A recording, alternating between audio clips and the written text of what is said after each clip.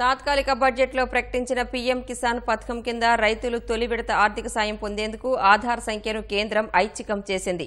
ఆధార్ లేకపోయినా ఇతర ప్రభుత్వ గుర్తింపు కార్డులను చూపించి తొలి విడత సాయం 2,000 రూపాయలను పొందవచ్చు.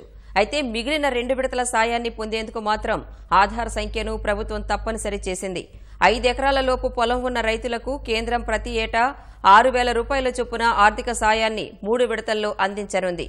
తొలి విడత సాయాన్ని మార్చిలోగా అందిస్తారు. భర్త, భార్య, మైనర్ పిల్లల్ని ఒక యూనిట్గా పరిగణిస్తారు. వీరందరి పేరిట కలిపి 5 ఎకరాలు మించరాదు.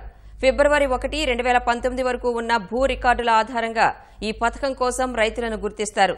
కొత్తగా ఏమైనా మార్పులు జరిగితే నూతన లబ్దిదారులకు ఈ పథకం ద్వారా మరో 5 ఏళ్ల వరకు అవకాశం ఉండదు. వారసత్వం ఆధారంగా యాజమాన్య హక్కులు మారితే మాత్రం ఈ పథకం ద్వారా లబ్ది పొందవచ్చు.